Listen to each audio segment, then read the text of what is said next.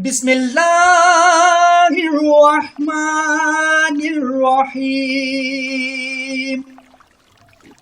شروع اللہ کے نام سے جو سب پر مہربان ہے، بہت مہربان ہے۔ جب سورج لپیٹ دیا جائے گا اور جب ستارے ٹوٹ ٹوٹ کر گریں گے، اور جب پہاڑوں کو جلایا جائے گا، اور جب 10 مہینے کی گابن اونٹنیوں کو بھی بیکار چھوڑ دیا جائے گا، اور جب وحشی جانور اکٹھے کر دیے جائیں گے، اور جب سمندروں کو بھڑکایا جائے گا، اور جب لوگوں کے جوڑے جوڑے بنا دیے جائیں گے، اور جس بچی کو زندہ قبر میں گاڑ دیا گیا تھا، جب اس سے پوچھا جائے گا کہ اسے کس جرم میں قتل کیا گیا، اور جب اعمال نامے کھول دیے جائیں گے، اور جب آسمان کا چھلکا اتار دیا جائے گا، اور جب دوزخ بھڑکائی جائے گی، اور جب جنت قریب کر دی جائے گی، تو اس وقت ہر شخص کو اپنا سارا کیا دھرا معلوم ہو جائے گا۔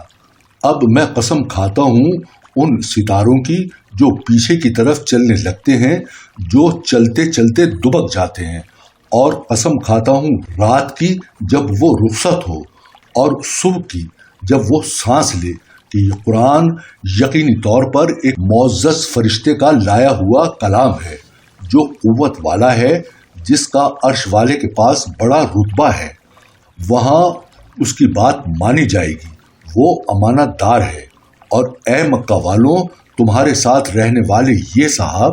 یعنی حضرت محمد صلی اللہ علیہ وآلہ وسلم،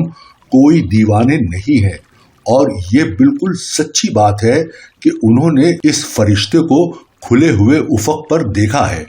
اور وہ غیب کی باتوں کے بارے میں بخیل بھی نہیں ہے، اور نہ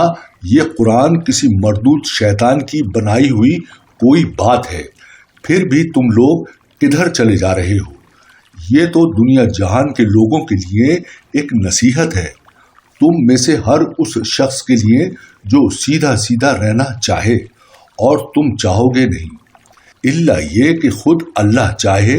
جو سارے جہانوں کا پروردگار ہے۔ صدق اللہ العظیم۔